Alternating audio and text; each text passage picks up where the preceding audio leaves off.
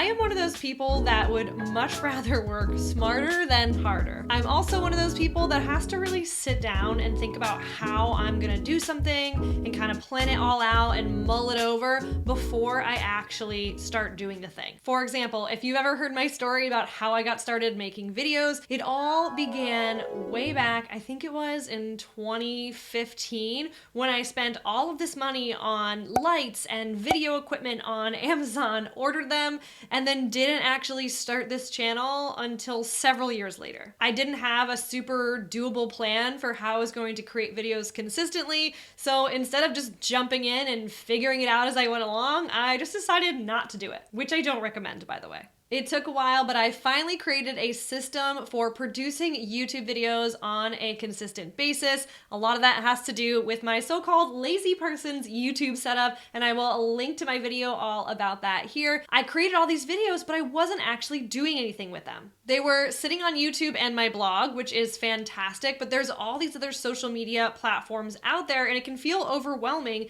to take this content and to get it on TikTok, to get it on YouTube Shorts, to get it on Instagram Reels. There were so many platforms that I wanted to be on, and since I was already creating the content, it seemed like it would be easy to then create content for all these other platforms, but it wasn't. I needed a system for that too, and I think we finally figured it out, so I thought it would be a great time to make this video to tell you how I currently repurpose all of my video and audio content for social media. Before we dive in, I'm Galen. I'm a web designer and content creator, as you probably could have guessed, and I love sharing what I learn as I build my business along with you. Now I'm going to share with you my 6-step process to repurpose my content, and I'm going to be sharing with you some free and paid tools that I use to make this all possible, and it saves me a ton of time. I'm going to include links to all of those tools down in the description. Please know that I am an affiliate for some of these tools, and if you do decide to use my link to sign up for any of these tools, I'll be sending you a virtual cheers when I grab a lavender latte at my favorite coffee shop. First, we have step 1, and that is to actually record your content.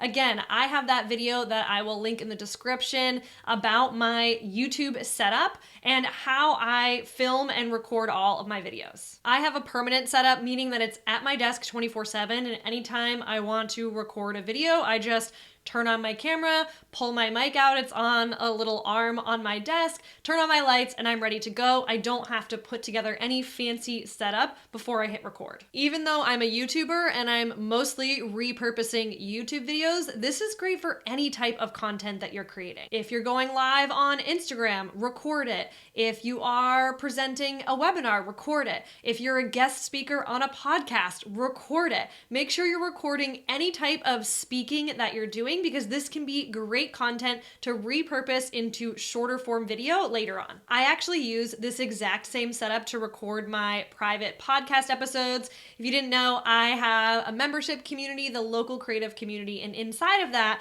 I am releasing a new private members only podcast episode each and every week. I'll record those just like this video. It's a little bit more free flowing. It's not as heavily edited, but I'll record the video anyway, even if my hair is not perfect or I don't think I'm necessarily camera ready, because that content could still be repurposed into Reels or TikTok videos later that are much more casual. Step 2 is to actually edit your content, and I use a tool that makes this so much easier. I feel like it's kind of a hidden gem in the video editing world, but it is perfect for content creators. And if you're a small business owner who creates content, that means you too. Once I have a recording that I'm ready to edit, I will drag it into this tool called Descript, and it transcribes the entire recording for me. Not only is this great for accessibility if I wanted to add the transcription to my videos for anyone that's hard of hearing, but it's also wonderful if you wanted to repurpose this into a blog post or even put captions directly on top of your video. Another thing that's really cool about the transcriptions is you can search through your audio content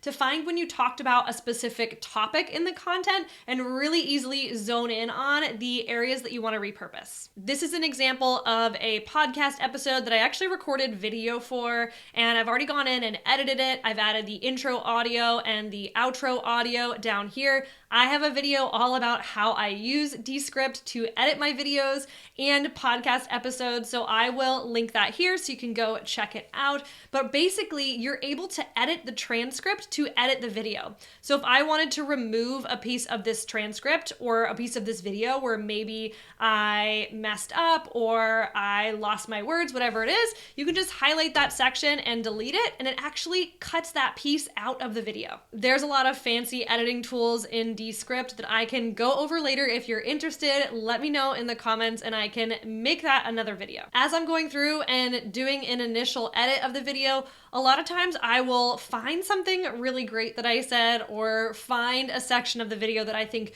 could be turned into more short form content, and I'll just highlight it in yellow, and that way I can really easily go back and see those little snippets and edit them out into their own composition. You'll also notice up at the top here that when I highlight a section, it tells me about how long that section is, so that way if I'm trying to create content for YouTube Shorts, which has a pretty short time limit, I can make sure that the clip that I'm choosing is the right length. I'm then going to take this clip that I want to turn into more short form content. I'm going to right click and click duplicate to and click on new composition. And this is going to basically move this clip to its own composition so I can turn it into short form video. We'll click new composition here.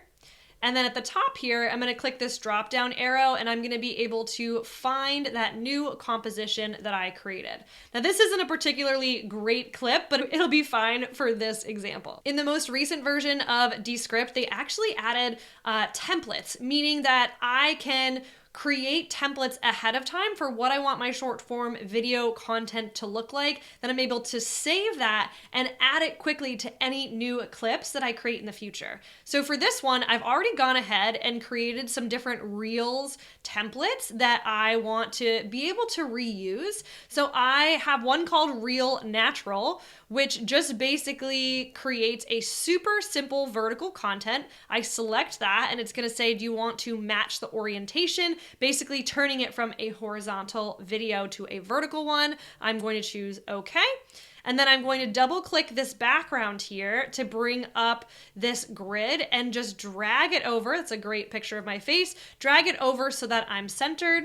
And now if I hit play here, you can see it's playing the video with the captions over top. And if I want to edit the captions, I can do so over on the right here. I'm able to make changes to any of the text here just by editing it, which is really, really handy if the transcription, for whatever reason, might have misunderstood some of the words that I'm using. I kind of jumped ahead of myself because this is actually step 3, and that is to repurpose the content. So I am taking that one piece of longer form content and I'm pulling out all of the different snippets that I want to use for shorter form content. Step 4 is to organize the content. So I go through and I will actually export all of this, double check the settings. I'm going to export all of this to a folder on my computer, and then I'm going to add all these individual clips as well as the long form content if I plan on using it again. I'm going to load all of that into Notion, which is my project management app, and I also use it as a place to back up all of my video content in case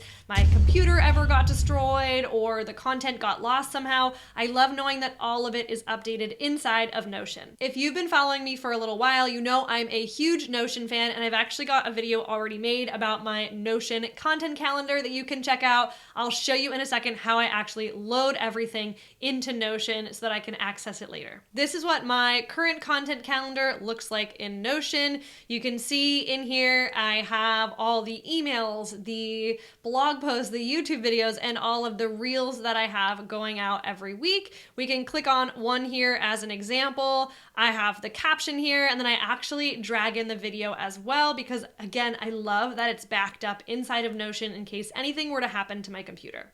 This particular piece of content was actually recorded initially as a podcast episode, and I recorded video along with it just to give me the opportunity to repurpose. The podcast is hosted through Hello Audio, which allows me to make it a private podcast, meaning it's only for my private community members, people who are part of the local creative community or who are inside either of my signature programs, Creative SEO and Simplified Designer. This is a great opportunity for me to tell you a little bit about Circle, which is the community platform that I use to run and host my online educational programs. Circle is an amazingly powerful tool that, for me, helped to replace Facebook groups. For all of my paid courses and programs, I was using Facebook groups in the past as a way to stay in touch with students and go live and release new resources, but now I can do all of this from within my Circle community. Circle also recently launched a new feature for hosting courses, meaning that you can actually have your courses and programs directly inside of your community so that everything is in one place. I love that my students and members can now have one single login to get access to all of the lessons from within my course. They can watch videos, they can download PDF resources, they can connect with other members, they can DM or direct message other members, and I can go live on video directly within that community or host live rooms if we want to get together and provide feedback or co-work. There are so many options, and they are launching new features all the time. I've been a long time user of Circle since right around when they first launched, and it's been such a pleasure using their product, seeing all of the updates. So thank you to Circle for supporting this channel and sponsoring this video. If you are somebody who wants to launch a community or an online course around your business, make sure to check them out in the description below. Once I have everything organized, backed up in Notion, and all of the captions written, it's time to actually publish the content. This is step number 5, and you might be thinking, that's a lot of work to take this one piece of short form content and to push it out on all these different channels. But I have a trick. I actually just publish it on one channel, and then I have a tool that helps me push it out to all the rest. First, I'll publish and schedule the long form video content if I haven't already. And next, I will publish just one piece of short form content. And I usually start with TikTok. I don't know why, I just like TikTok for being the first place that I schedule my content to. It doesn't have a ton of restrictions when it comes to the length of my videos, and it just works really well. So I will download the video content directly from the Notion app on my phone, or I'll download it to my computer and just airdrop it to myself since I'm an Apple user. Then I will copy the caption out of Notion, put that into TikTok, upload the video to TikTok, and hit publish. If you're not a TikTok user, that's totally okay. You can pick a different platform as your primary platform for the short form content. And then I'm gonna show you how I distribute it to all of the other channels that I want to be on. This is step number 6, where I take that one piece of short form content that I published on TikTok and I distribute it to all the other platforms that I wanna show up on. For me, that is YouTube Shorts, Instagram Reels, I post it to Pinterest, and then I'll also back it up one more time on Google Drive just to have it saved somewhere. If you can't tell, I'm a big fan of having things stored in multiple places just in case. You never know with technology. Inside of this tool called Repurpose, and I'll include a link in the description below if you want to test it out for yourself for free with a free trial, that link will be there for you.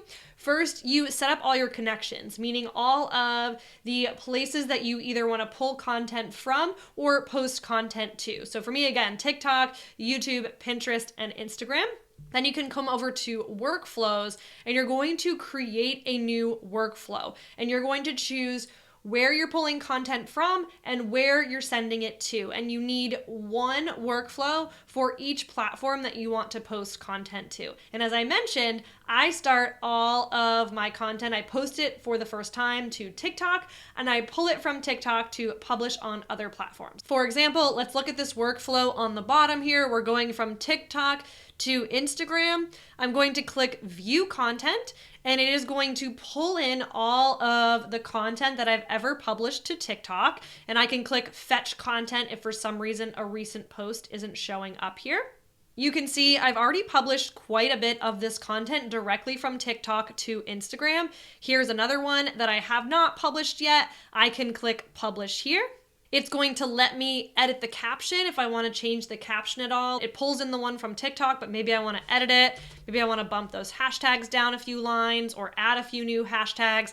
And then I'm able to either publish now or schedule this. So I can come into a calendar and I can schedule this for any point in the future, pick an exact day and time, and schedule this content out. So sometimes I'll post a bunch of TikToks all at once instead of spreading them out, because I don't think the TikTok algorithm cares as much if you push everything live at the same time versus scheduling it out. But for Instagram, I really like to kind of stagger the content so we don't have too many reels going live at the same time. So I will post them to TikTok and then schedule them out on Instagram over the next few days to a week. If I go back to the workflows page here, you can see I'll do the exact same thing for Pinterest. So I'll post these as video pins or idea pins directly to Pinterest, which is a great way to get more eyeballs on my content without having to do any more work.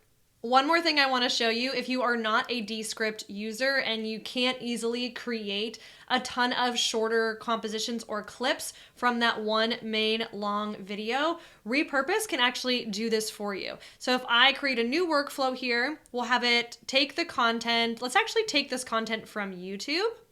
That's fine. And then we want to upload a video. We want to do clips instead of the full video. So this is taking a long form video and turning it into clips. We'll hit next. And let's have this content just go to Instagram as an example. Instagram Reels, done. Now I can head into this test workflow that I just created.